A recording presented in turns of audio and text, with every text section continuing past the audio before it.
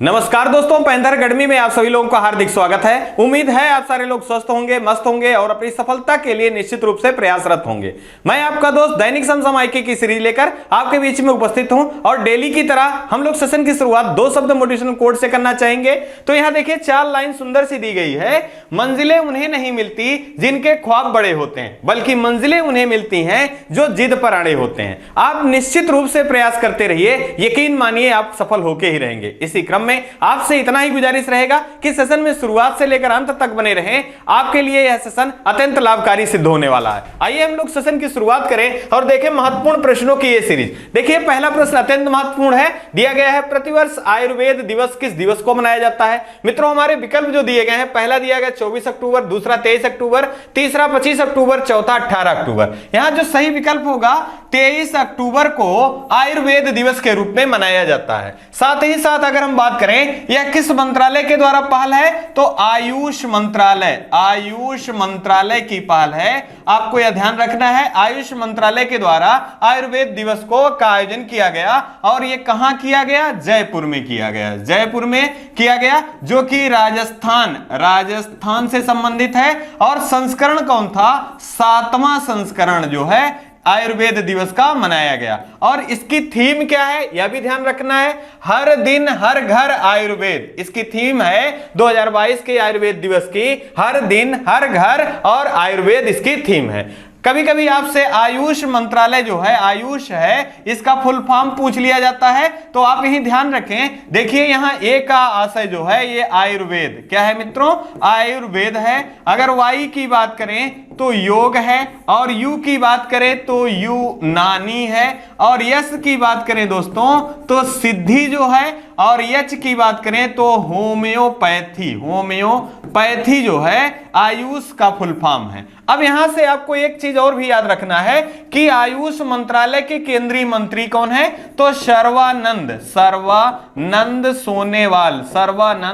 सोनेवाल जी जो हैं ये आयुष मंत्रालय के केंद्रीय मंत्री हैं। साथ ही साथ बात हो रही है कि आयुर्वेद दिवस कब मनाया जाता है, तो 23 अक्टूबर को मनाया जाता है। अब यहीं से एक महत्वपूर्ण प्रश्न पूछा जाता है कि योग दिवस कब मनाया जाता है, तो याद रखें 21 जून को ये योग दिवस के रूप में मनाया जाता है, योग दिवस के रूप में मनाया जाता है। और 2022 की थीम क्या है, तो आपको याद रखना है मानवता। क्या है, मानवता के लिए योग। क्या है मित्रों, मानवता के लिए योग जो है योग दिवस की थीम है। और कौन सा संस्करण था, 8वां संस्करण था। और कहां पर आयोजित किया गया, तो मैसूर में आयोजन किया गया, ये जो कि कर्नाटक राज्य से संबंधित है। अगर हम विकल्प के रूप में देखें तो आपको याद रखना है, या एक प्रश्न पूछा जाता है योग के प्रवर्तक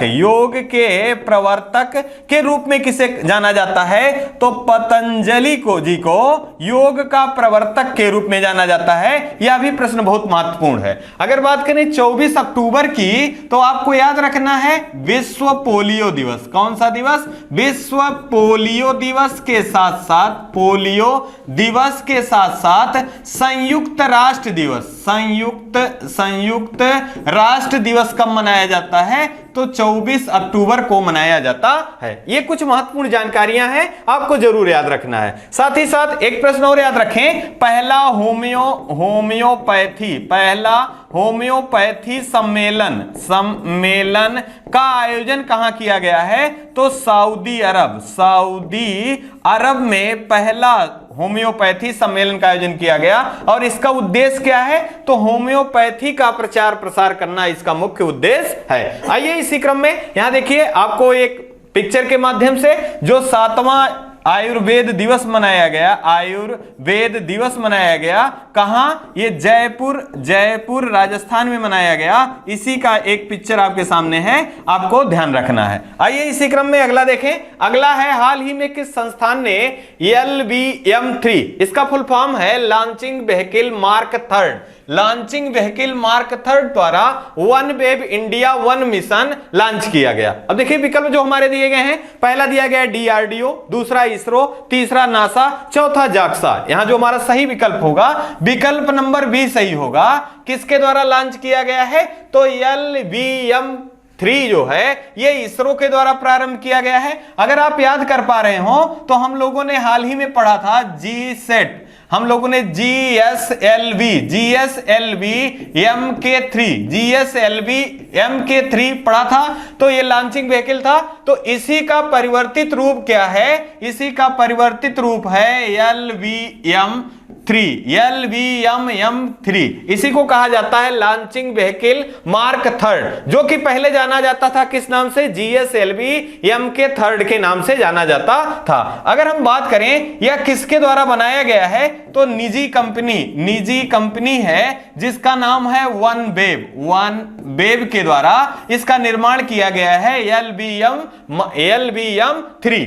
अगर हम बात करें इसरो की तो कुछ महत्वपूर्ण बिंदु हैं जो कि आपको याद रखना है। अगर इसरो की स्थापना की बात की जाए तो इसरो की स्थापना 15 अगस्त 1969 ईस्वी में किया गया था और इसका मुख्यालय बंगलुरु में है। साथ ही साथ इसके पहले अध्यक्ष कौन थे? तो विक्रम साराभाई जो हैं ये पहले अध्यक्ष थे। और वर्तमान में कौन है? तो डॉक्टर शोभनाथ जी जो हैं इसके प्रमुख हैं। और इसका कहां से प्रक्षेपण किया गया है? तो आपको याद रखना है सतीश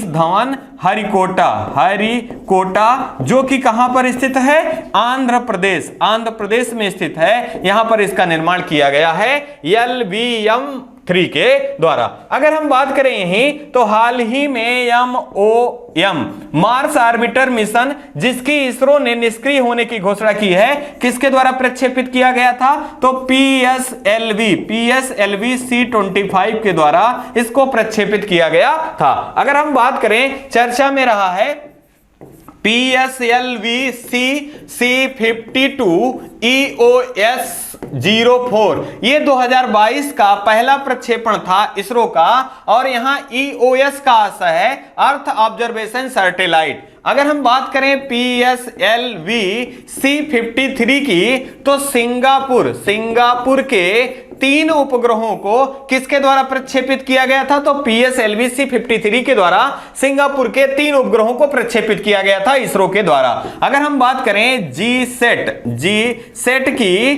तो GSAT 24 एरियन 5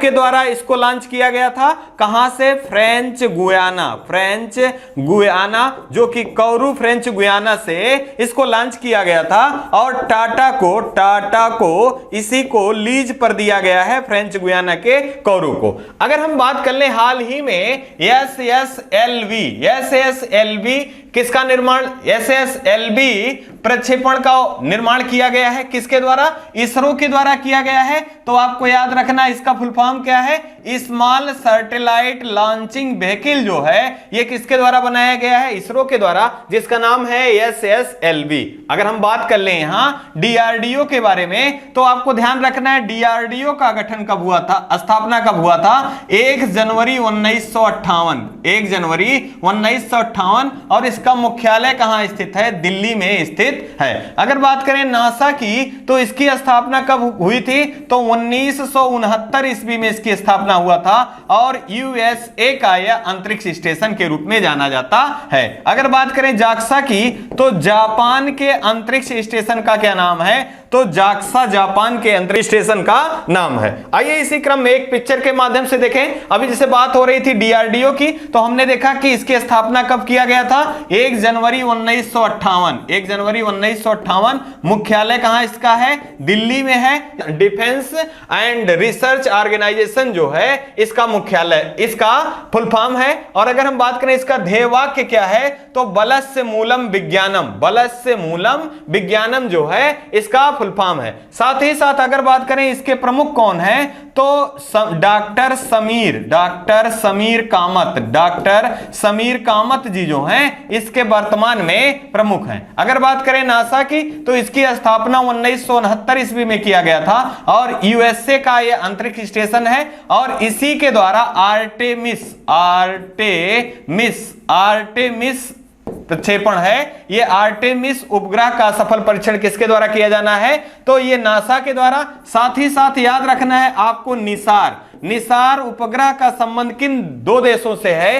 तो नासा और इसरो का संयुक्त रूप से प्रक्षेपण है। कौन? निसार है। अगर हम बात कर लें यही जाक्सा की, तो आपको याद रखना है जापान की अंतरिक्ष एजेंसी क्या है? जाक्सा है। और रूस के बारे में बात करें तो रूस की अंतरिक्ष एजेंसी का नाम जो है ये रासकासमास है। और आपको याद रखना है हाल ही में अंतरराष्ट्रीय अंतरिक्ष से बाहर होने की घोषणा किसने किया है? तो रूस के द्वारा किया गया है। और इन्होंने 2024 तक अपना अंतरिक्ष स्टेशन बनाए जाने की घोषणा की है। अगर हम बात कर लें यहां महत्वपूर्ण जानकारी से संबंधित, तो आपको जरूर याद रखना है DRDO, आपको याद रखना है defence research and development organisation जो है इसका फुल फॉर्म होता है। और इसका मुख्यालय कहां है? नई दिल्ली में स्थित है। आइए इसी क्रम में अगला देखें। हाल ही में चर्चा में रहा देश का 33वां हाथी रिजर्व बनाए जाने की घोषणा किस राज्य में किया गया है? अत्यंत महत्वपूर्ण प्रश्न यह है, आपको जरूर ध्यान देना है। देखिए यहां पहला दिया गया उत्तर प्रदेश, दूसरा मध्य प्रदेश, तीसरा कर्नाटक, चौथा केरल। यहां जो सही विकल्प हमारा होगा यह उत्तर प्रदेश में देश का 33वां हाथी रिजर्व बनाए जाने की घोषणा की गई है। इसका नाम है तराई हाथी रिजर्व जो है इसका नाम है तराई हाथी रिजर्व। कहां पर स्थापित किए जाने की घोषणा की गई है? तो उत्तर प्रदेश में स्थापित किए जाने की घोषणा की गई है। अब एक प्रश्न आपसे पूछा जाता है कि प्रोजेक्ट हाथी कब प्रारंभ किया गया था? तो प्रोजेक्ट हाथी 1992 ईस्वी में प्रारंभ किया गया था। अगर हम बात करें, पूछा जाता है हाथियों का देश के नाम से किस देश को जाना जाता है? तो थाईलैंड को हाथियों का देश के नाम से भी जाना जाता है। अगर हम बात करें थाईलैंड की, तो थाईलैंड की राजधानी क्या है? बैंकॉक। कौन है? थाईलैंड की राजधानी बैंकॉक है। और यह किस नदी के तट पर स्थित है? तो चायो फ्रायो नदी के तट पर स्थित है बैंकॉक, जो कि थाईलैंड की राजधानी है। अगर हम बात कर ले यहां मध्य प्रदेश से संबंधित, तो आपको याद रखना है सर्वाधिक टाइगर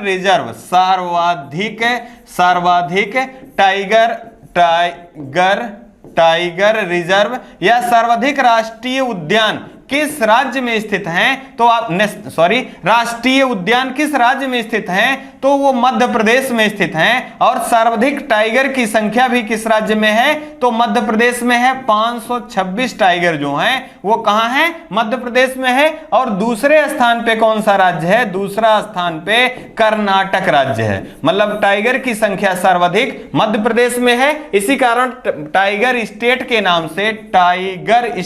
नाम से मध्य प्रदेश को जाना जाता है। और दूसरे स्थान पे जो है यह कर्नाटक राज्य है। साथ ही साथ आपको याद रखना है यहां हाल ही में कून्हो नेशनल पार्क चर्चा में रहा है। तो यहां पर कहां से चीते लाए गए हैं? तो नामीबिया से चीते लाए गए हैं। कितने चीते? 8 चीते लाए गए, जिसमें 5 मादा हैं और 3 नर हैं। कितना है? 5 मादा है और 3 नर हैं। और इसी को और आगे बढ़ाने के लिए या इसको पब्लिक के लिए टूरिस्ट के रूप में इसे विकसित करने के लिए 9 सदस्यीय टीम का गठन किया गया है। किस नेशनल पार्क के विकास के लिए? तो कून्हो नेशनल पार्क के विकास के लिए। और यहां जो मादा एक चीता है इसका नाम प्रधानमंत्री नरेंद्र मोदी जी द्वारा रखा गया है आशा। क्या रखा गया है? आशा। अगर हम बात करें केरल की, तो आपको ध्यान रखना है केरल की राजधानी क्या है? त्रिवेंद्रपुरम है। और यहां से पश्चिमी घाट, आपको याद रखना है पश्चिमी घाट का संबंध मुख्यतः किस राज्य से है? तो केरल राज्य से है। और केरल के तट को किस नाम से जाना जाता है? मालाबार तट के नाम से जाना जाता है। अगर आपसे प्रश्न पूछा जाए कि भारत में सर्वाधिक जैव विविधता कहां पाई जाती है, तो वो पश्चिमी घाट में पाया जाता है। और इसी को शांत घाटी के नाम से भी जाना जाता है, या साइलेंट वैली के नाम से भी इसे जाना जाता है, जो कि सर्वाधिक जैव विविधता वाला स्थल के रूप में जाना जाता है भारत में। आइए इसी क्रम में अगला प्रश्न देख लें। अगला देखिए यहां दिया गया है एक पिक्चर, जिसमें से अभी बात हो रही थी उत्तर प्रदेश में 33वां, भारत का 33वां तराई हाथी रिजर्व बनाए जाने की घोषणा की गई। तो ये किन किन जगहों को लेकर बनाया गया है, तो देखिए कतरनिया घाट वाइल्ड लाइफ सेंचुरी जो है इसको शामिल किया गया है, दुधवा राष्ट्रीय उद्यान इसको शामिल किया गया है, और पीलीभीत टाइगर रिजर्व, इन तीनों के कुछ स्थलों को लेकर तराई हाथी रिजर्व बनाए जाने की घोषणा की गई है। अब यहां बात हो रही है भारत का यह 33वां हाथी रिजर्व है। तो उत्तर प्रदेश के परिप्रेक्ष्य में अगर देखें मित्रों, तो ये उत्तर प्रदेश का दूसरा हाथी रिजर्व है। अब इसका मतलब इससे पहले कौन सा था, तो आपको ध्यान रखना है सहारनपुर और बिजनौर, सहारनपुर और बिजनौर से संबंधित स्थल है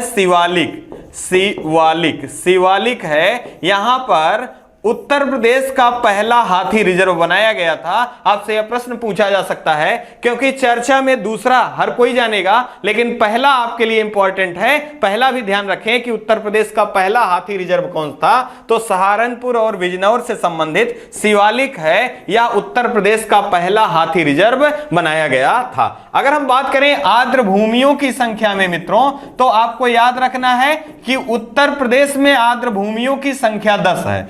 अभी कुछ समय पहले आर्द्र भूमियों की संख्या में सबसे ज्यादा आर्द्र भूमियों की संख्या उत्तर प्रदेश में थी, लेकिन अब हाल ही में आर्द्र भूमियों की संख्या बढ़ी है। तो तमिलनाडु राज्य जो है दोस्तों, इसमें आर्द्र भूमियों की संख्या अब सर्वाधिक हो गई है 14, और दूसरे स्थान पे भारत में कौन सा राज्य है, तो उत्तर प्रदेश है, जहां पर आर्द्र भूमियों की संख्या 10 है। आइए इसी क्रम में अगला प्रश्न देख लें। अत्यंत महत्वपूर्ण यह भी प्रश्न है, हाल ही में चर्चा में रहा फाइनेंशियल एक्शन टास्क फोर्स ने किस देश में ब्लैक लिस्ट में शामिल किया, मतलब फाइनेंशियल एक्शन टास्क जिसे FATF के नाम से जाना जाता है, किस देश को ब्लैक लिस्ट में शामिल किया गया है, तो देखिए दिया गया पहला नेपाल, दूसरा पाकिस्तान, तीसरा म्यांमार, चौथा भूटान। क्योंकि ये काफी चर्चा में है तो यहां से प्रश्न बनने की संभावना प्रबल है, आप इसको जरूर ध्यान से देखें। यहां जो सही विकल्प हमारा होगा म्यांमार को FATF financial action task force के द्वारा ब्लैक लिस्ट में शामिल किया गया है। अगर हम बात करें फाइनेंशियल एक्शन टास्क, तो ये दो प्रकार की लिस्ट जारी करता है, एक ग्रे लिस्ट है, दूसरा ब्लैक लिस्ट है। कौन सा? ब्लैक लिस्ट है। आपको ध्यान रखना है ग्रे लिस्ट और ब्लैक लिस्ट किसके द्वारा जारी की जाती है, तो फाइनेंशियल एक्शन टास्क के द्वारा जारी किया जाता है। यहां से पूछा जाता है कि इसकी स्थापना कब हुई थी, तो 1989 ईस्वी में हुआ था, और इसका मुख्यालय कहां है, फ्रांस की राजधानी पेरिस में स्थित है। और इसके प्रमुख कौन है, तो टी राजा कुमार। कौन है मित्रों?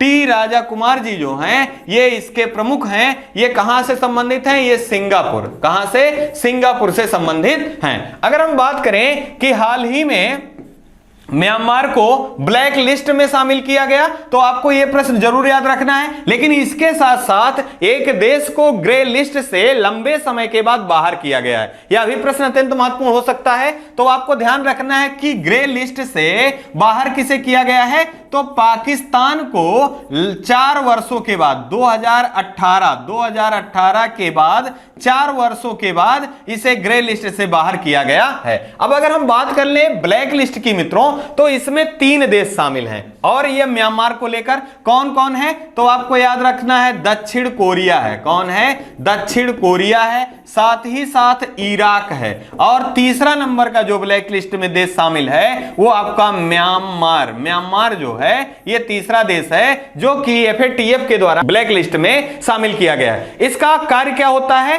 तो टेरर फंडिंग में जो लिप्त देश पाए जाते हैं, जो संरक्षण प्रदान करते हैं, उनको ग्रे लिस्ट और ब्लैक लिस्ट में शामिल करना इस संस्था का मुख्य उद्देश्य माना जाता है। अगर हम बात करें म्यांमार की, तो वर्तमान में इसकी राजधानी क्या है, न्यायपीडा जो है दोस्तों, इसकी राजधानी है। लेकिन यहां से पूछा जाता है कि इसका म्यांमार का पुराना नाम क्या था, तो म्यांमार जो है ये पुराने नाम के नाम से बर्मा के नाम से जाना जाता था, और इसका जो राजधानी था उस समय इसकी राजधानी का नाम रंगून था। आपने ये सुना होगा कि बर्मा देश के नाम से म्यांमार को जाना जाता था, साथ ही साथ इसकी राजधानी रंगून है। अगर हम बात कर ले भारत के परिप्रेक्ष्य में तो आपसे सीमावर्ती राज्यों से प्रश्न पूछ लिया जाता है कि निम्न में से कौन सा देश या कौन सा राज्य म्यांमार से सीमा साझा करता है। तो आप ध्यानपूर्वक इसको देखें। देखिए पहला जो है म्यांमार से सीमा साझा करने वाला ये अरुणाचल प्रदेश है। कौन सा है? अरुणाचल प्रदेश है। दूसरा आपका नागालैंड है। कौन है मित्रों? नागालैंड है।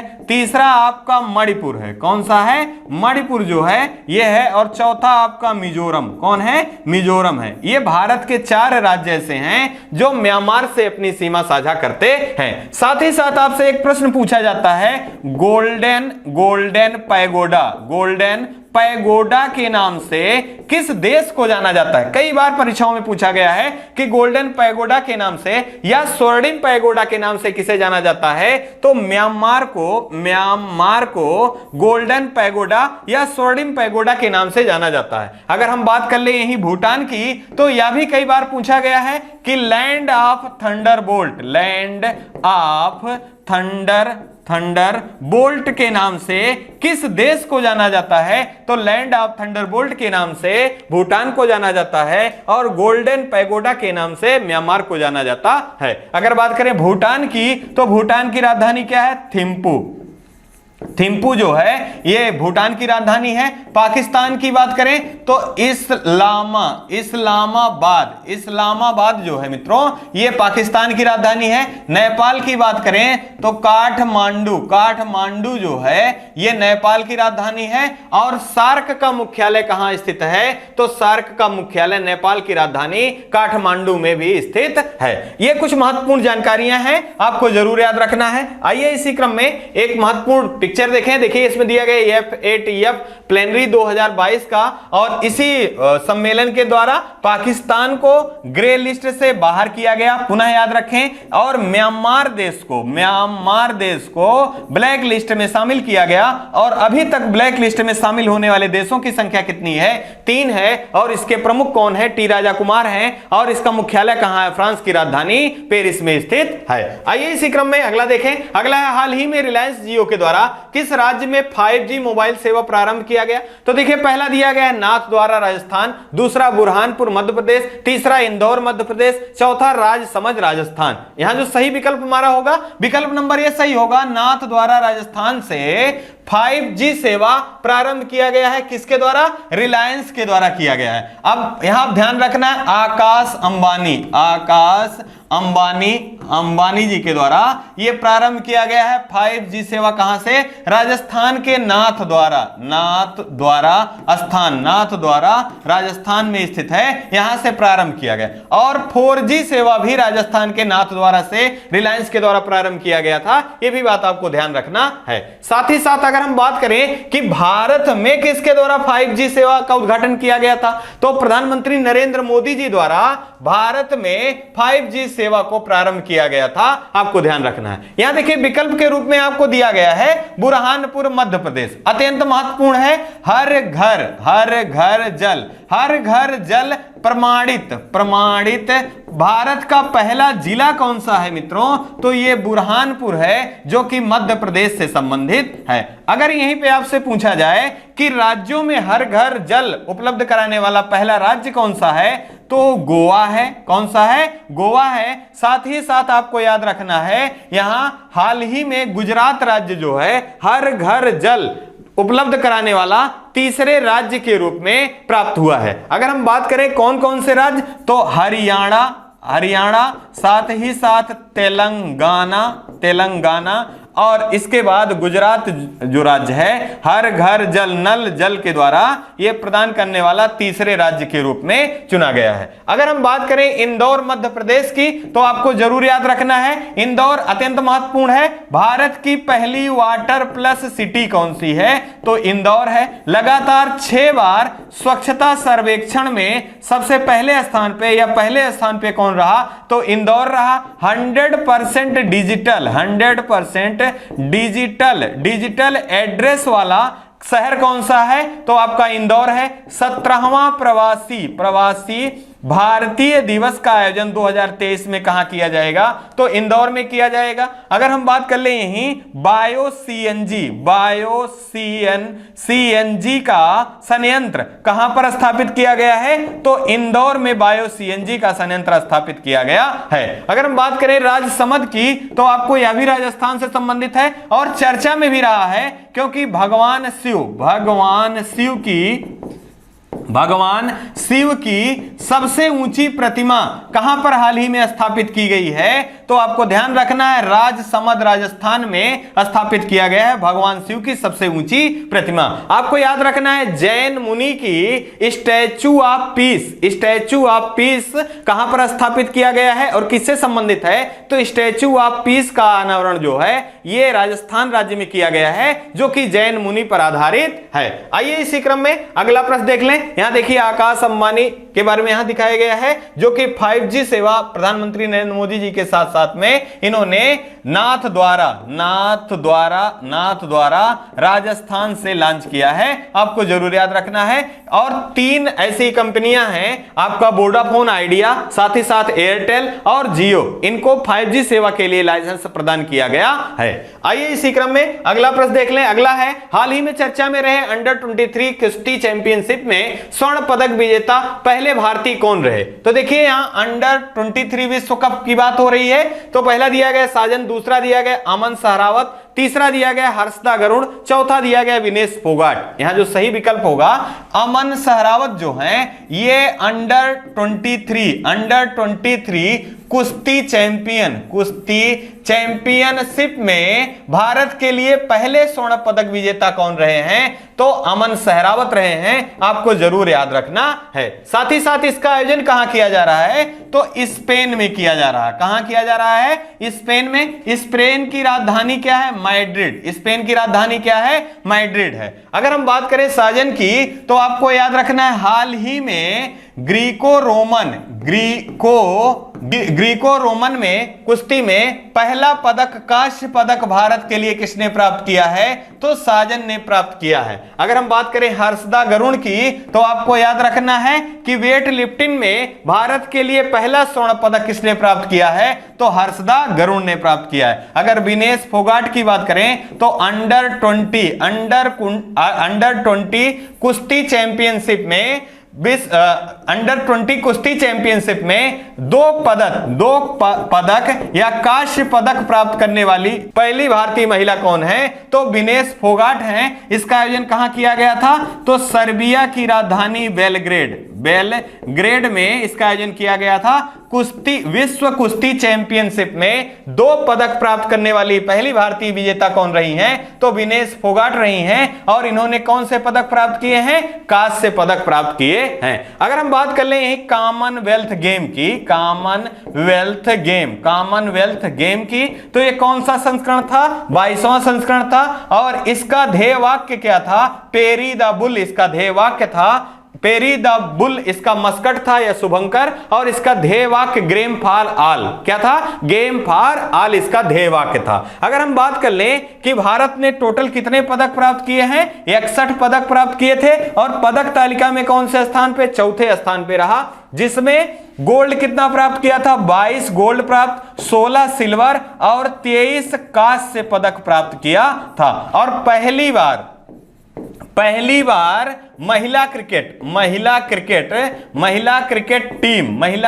टीम ने भाग लिया था। और कौन सा पदक जीता था? सिल्वर पदक। कौन सा पदक? सिल्वर पदक जीता था। आपको ध्यान रखना है। यहां देखिए एक पिक्चर दिखाया गया अमन सहरावत का, और ये भारत के पहले हैं जिन्होंने अंडर 23 कुश्ती चैंपियनशिप में भारत के लिए गोल्ड पदक जीता है। आइए इसी क्रम में हम लोग अगला प्रश्न देख लेते हैं। अगला है, हाल ही में किस भारतीय संस्थान को राष्ट्रीय बौद्धिक संपदा पुरस्कार 2021-22 प्रदान किया गया? देखिए विकल्प दिया गया, पहला आईआईटी रुड़की, दूसरा आईआईटी गुवाहाटी, तीसरा आईआईटी गांधीनगर, चौथा आईआईटी मद्रास। यहां जो सही विकल्प हमारा होगा, विकल्प नंबर डी सही होगा। आईआईटी मद्रास को राष्ट्रीय बौद्धिक संपदा पुरस्कार 2021-22 से सम्मानित किया गया। अब यहां पर ध्यान रखना है कि आईआईटी मद्रास जो है इसको राष्ट्रीय बौद्धिक संपदा पुरस्कार 2021-22 से सम्मानित किया गया है। अब यहां अन्य जो है इनको भी ध्यान रखना रखना है। अगर बात करें आईआईटी गांधीनगर की तो यहां पर याद रखना है सुपर कंप्यूटर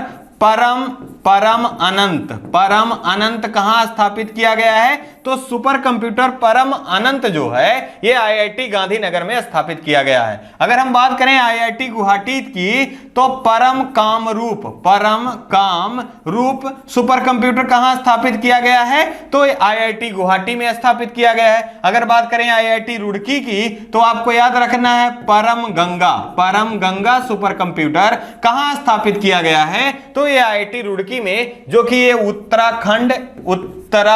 उत्तराखंड राज्य से संबंधित है और कामरूप असम राज्य से संबंधित है और गांधीनगर गुजरात राज्य से संबंधित है, यहां पर स्थापित किया गया। साथ ही साथ आपको याद रखना है कि सुपर कंप्यूटर भारत में किस संस्थान के द्वारा बनाया जाता है? तो सीडैक जो है इस संस्थान के द्वारा सुपर कंप्यूटर बनाया जाता है और इसका मुख्यालय कहां है? पुणे में इसका मुख्यालय स्थित है। अगर हम बात करें विश्व का सबसे तेज सुपर कंप्यूटर कौन है? तो फ्रंटियर है जो कि यूएसए का है और दूसरे स्थान पर फुगाकू है जो कि जापान से संबंधित है। अब यहां बात हो रही थी बौद्धिक संपदा की, तो आपको ध्यान रखना है हाल ही में अंतरराष्ट्रीय बौद्धिक संपदा सूचकांक भी जारी हुआ है। तो भारत का स्थान कितना है? ये यूएसए के द्वारा जारी किया जाता है। तो बौद्धिक संपदा सूचकांक में भारत का स्थान 43 है। अगर हम बात कर ले पर्यावरण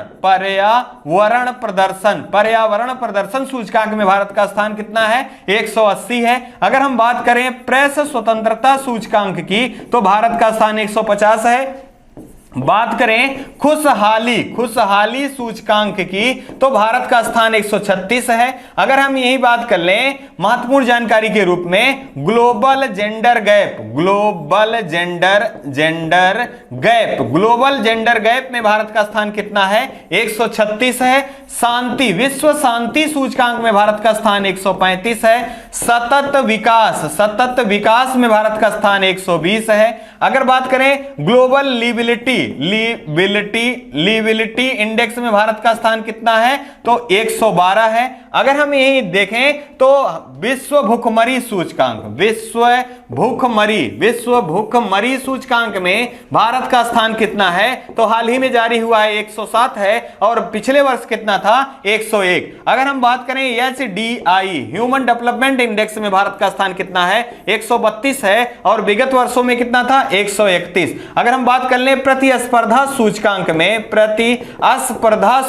में भारत का स्थान कितना है? तो यहां पर स्थान इसका 37वां है। और नवाचार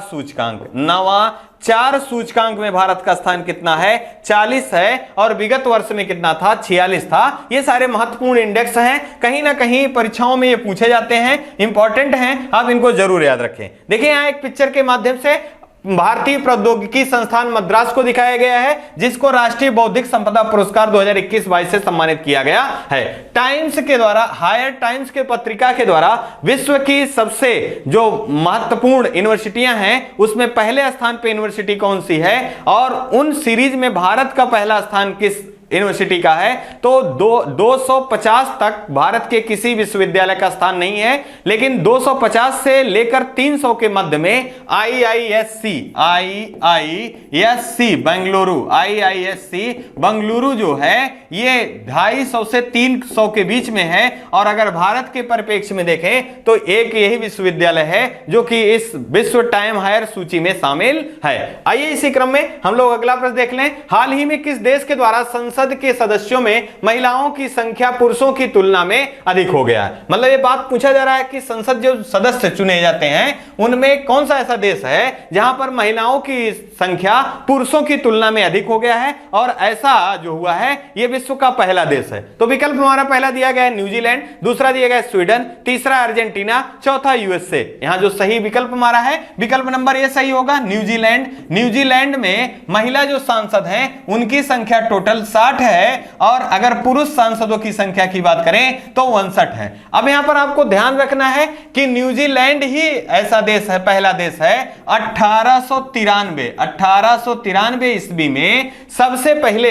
महिलाओं को अधिकार, महिलाओं को मतदान का अधिकार देने वाला पहला देश कौन है? तो वो न्यूजीलैंड है। साथ ही साथ अगर न्यूजीलैंड की राजधानी की बात करें तो वेलिंगटन जो है ये न्यूजीलैंड की राजधानी है। अब इसी परिप्रेक्ष्य में अगर भारत के बारे में हम देखें कि जो सांसदों की संख्या है उन संख्याओं में भारत में कितनी महिला सांसद हैं, तो 14.3% की हिस्सेदारी महिला सांसदों की है और टोटल 78 महिला सांसद जो हैं ये भारत के संसद में शामिल हैं। अगर हम बात करें हाल ही में उत्तर प्रदेश के द्वारा महिला जो विधायक हैं उनके लिए एक दिवस रखा गया था जो अपनी समस्याओं को या अपने क्षेत्र से महिलाओं से संबंधित विकास के परिप्रेक्ष्य में अपनी बातें रख सकती थी। तो ऐसा करने वाला उत्तर प्रदेश विधानसभा पहला है जिसने महिलाओं के लिए एक दिन आरक्षित किया था। अगर हम बात करें स्वीडन की तो स्वीडन की राजधानी क्या है? स्टॉकहोम है और हाल ही में स्वीडन के प्रधानमंत्री, नए प्रधानमंत्री कौन बने हैं? उल्फ क्रिस्टसन जो हैं ये स्वीडन के प्रधानमंत्री बने हैं। साथ ही साथ आपको याद रखना है जो नोबेल पुरस्कारों का वितरण होता है इसमें 5 क्षेत्रों का नोबेल पुरस्कार जो है ये स्वीडन की राजधानी स्टॉकहोम से दिया जाता है। केवल एक शांति का नोबेल पुरस्कार जो कि अब की 2022 का 2 संस्थाओं को साथ ही साथ एक व्यक्ति को दिया गया है 2022 का। इसका जो सम्मान है नोबेल पुरस्कार इसको नार्वे की राजधानी ओस्लो से दिया जाता है। कहां से? नार्वे की राजधानी ओस्लो से दिया जाता है और अभी तक सर्वाधिक नोबेल पुरस्कार प्राप्तकर्ता के रूप में रेड क्रॉस सोसाइटी रही है और इन्होंने 3 बार शांति का नोबेल पुरस्कार प्राप्त किया है जो कि सर्वाधिक है। अगर हम बात करें अर्जेंटीना की तो अर्जेंटीना की राजधानी ब्यूनस आयर्स है और यहां से एक प्रश्न पूछा जाता है कि पंपास घास का मैदान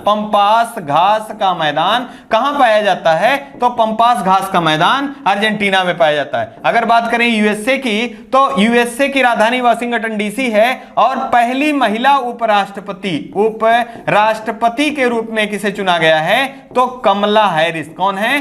कमला हैरिस को चुना गया है और यह भारतीय मूल से संबंधित है, आपको ध्यान रखना है। अगर बात करें WTO वर्ल्ड ट्रेड ऑर्गेनाइजेशन, इसके पहले महिला महानिदेशक के रूप में किसे चुना गया है? तो नाकोंजी ओकोंजा इवेला जो हैं इनको चुना गया है और ये नाइजीरिया देश से संबंधित हैं। ये कुछ महत्वपूर्ण जानकारियां हैं, आपको याद रखना है। साथ ही साथ हम लोग यहां न्यूजीलैंड को मैप के माध्यम से देख लें तो देखिए न्यूजीलैंड जो है 2 भागों में बटा हुआ है। नॉर्थ आइसलैंड दिया गया है और साउथ आइसलैंड। साथ ही साथ इसकी राजधानी आपसे पूछा जा सकता है कि न्यूजीलैंड की जो राजधानी है ये कहां स्थित है? तो नॉर्थ आइसलैंड के निचले हिस्से में ये स्थित है। साथ ही साथ आपको याद रखना है तस्मान सी, साथ ही साथ साउथ पैसिफिक सी से ये अपनी सीमा साझा करता है। कौन? आपका न्यूजीलैंड सीमा साझा करता है। आइए इसी क्रम में अगला महत्वपूर्ण प्रश्न देखें। हाल ही में थुंडी तट और कदमत तट को नीले समुद्र तटों की सूची में शामिल किया गया है। इनका संबंध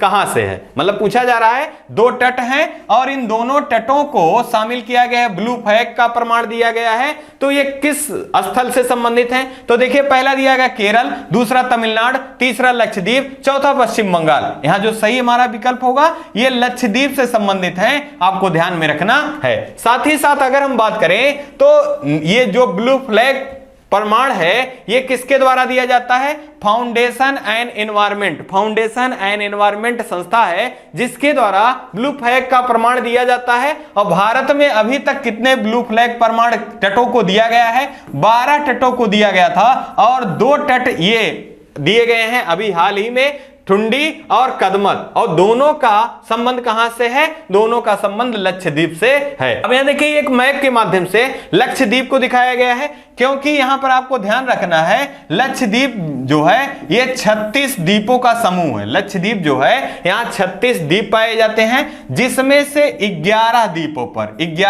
पर मनुष्य जो हैं ये निवास करते हैं या आबादी रहती है। साथ ही साथ बाकी सब द्वीपों पर यहां मनुष्य नहीं रहते हैं। साथ ही साथ यहां की राजधानी भी पूछी जाती है कि लक्षद्वीप की राजधानी क्या है? तो देखिए मैप के माध्यम से यहां कवरत्ती जो है ये लक्षद्वीप की राजधानी है। साथ ही साथ आपसे पूछ लिया जाता है कि लक्षद्वीप कहां स्थित है, तो ये अरब सागर में स्थित है। अब यहां से लक्षद्वीप या द्वीपों से लेकर बहुत महत्वपूर्ण प्रश्न बनते हैं, जो कि हम एक मैप के माध्यम से देखें तो हमारे सारे प्रश्न क्लियर हो जाएंगे। देखिए यहां आपको दिया गया अंडमान निकोबार, तो पहला प्रश्न पूछा जाता है कि अंडमान और निकोबार, अंडमान और निकोबार ये इसको विभाजित करने वाली रेखा कौन सी है, तो आपको ध्यान रखना है कि 10 डिग्री चैनल जो है ये अंडमान और निकोबार को अलग करती है। साथ ही साथ पूछा जाता है लक्षद्वीप और मिनिकॉय, लक्षद्वीप और मिनिकॉय को कौन सा चैनल अलग करता है, तो 9 डिग्री चैनल जो है ये लक्षद्वीप और मिनिकॉय को अलग करता है। जबकि पूछा जाता है मिनिकॉय और मालदीव को कौन सा चैनल अलग करता है, तो 8 डिग्री चैनल जो है ये मिनिकॉय और मालदीव को अलग करता है। ये तो नॉर्मल सा प्रश्न आपका लगभग सारे लोग जानते होंगे, लेकिन यहां से प्रश्न एक और बनता है कि जो अंडमान निकोबार है ये 3 भागों में बटा हुआ है। अब अंडमान आइसलैंड को देखिए आप मैप के माध्यम से, देखिए सबसे उत्तर वाला हिस्सा जो दिखाया गया है इसको नॉर्थ अंडमान कहा जाता है, और ये मध्य वाले भाग को मिडिल अंडमान कहा जाता है। साथ ही साथ आप देखें यहां लोअर अंडमान या आपका लोअर अंडमान है, यहीं पे अंडमान की राजधानी जो है, जो इसे पोर्ट ब्लेयर के नाम से जाना जाता है, यहीं पे स्थित है। और लिटिल अंडमान देखिए सबसे नीचे पर स्थित है। साथ ही साथ अंडमान का सबसे ऊंची चोटी कौन सी है, तो सैंडल पीक है। कौन है, सैंडल पीक है। और आपको याद रखना है यहीं से कि भारत में एकमात्र जो ज्वालामुखी है जिसका नाम है बैरन द्वीप जो है ये कहां स्थित है, ये अंडमान में स्थित है। साथ ही साथ नारकोंडम जो ज्वालामुखी है ये भी कहां स्थित है, अंडमान में स्थित है। साथ ही साथ अगर निकोबार के बारे में देखें तो यहां देखिए ग्रेट निकोबार यह भी भागों में बटा हुआ है। तो देखिए एक कार निकोबार है, फिर इसके बाद आपका देखिए यहां पर तमाम सारे जो छोटे छोटे द्वीप हैं लिटिल अंडमान, इन सारे को दिखाया गया है। लेकिन आपको ध्यान रखना है कि अंडमान और निकोबार को कौन सा चैनल अलग करता है, तो अंडमान और निकोबार को 10 डिग्री चैनल अलग करता है, लक्षद्वीप मिनिकॉय को 9 डिग्री चैनल अलग करता है, और आपका मिनिकॉय और मालदीव को 8 डिग्री चैनल अलग करता है। देखिए यहां अंडमान सी दिया गया है, साथ ही साथ इंडियन ओशन आपको हिंद महासागर और वे ऑफ बंगाल आपको दिया गया है, जरूर ध्यान रखना है। आइए इसी क्रम में हम लोग इस सेशन के लास्ट प्रश्न को देखते हैं। हाल ही में चर्चा में रहा COP27 का आयोजन किस देश में किया जाएगा। देखिए पहला दिया गया भारत, दूसरा स्कॉटलैंड, तीसरा इंडोनेशिया, चौथा मिस्र। यहां जो सही विकल्प हमारा होगा विकल्प नंबर डी सही होगा, मिस्र में इसका आयोजन किया जाएगा COP27 का। अब हम अगर बात करें कि COP कॉन्फ्रेंस ऑफ पार्टी जो है इसका पहला आयोजन कब किया गया था, तो 1995 में बर्लिन, कहां किया गया था, बर्लिन में किया गया था। और बर्लिन राजधानी किसकी है, जर्मनी की राजधानी है बर्लिन। किस नदी के तट पर स्थित है, यल्व नदी के तट पर स्थित है, आपको ध्यान रखना है। साथ ही साथ अगर हम बात करें मिस्र के शर्म अल रब में इसका आयोजन किया जाना है। अगर हम बात करें मिस्र की राजधानी क्या है, काहिरा। मिस्र की राजधानी क्या है, काहिरा है। इसे इजिप्ट के नाम से भी जाना जाता है। किस नाम से, इजिप्ट के नाम से भी जाना जाता है। बात हो रही है COP27 की, तो इससे पहले COP26 हुआ था, यह भी ध्यान रखें। COP26 का आयोजन कहां किया गया था, तो ग्लासगो में किया गया था। और यह किस देश से संबंधित है, यह स्कॉटलैंड से संबंधित है। स्कॉटलैंड की राजधानी क्या है, एडिनबर्ग। क्या है, स्कॉटलैंड की राजधानी एडिनबर्ग है। साथ ही साथ अगर हम बात करें महत्वपूर्ण आयोजनों से, तो आपको याद रखना है इंडोनेशिया में G20 देशों की 2022 की बैठक कहां बुलाई गई है? तो G20 की बैठक अभी नवंबर में होनी है। कब होना है? नवंबर में। तो ये इंडोनेशिया में बुलाया गया है G20 की। और 2021 में कहां बुलाया गया था? तो इटली में बुलाया गया था। और 2023 का भी ध्यान रखें, इसका आयोजन भारत के जम्मू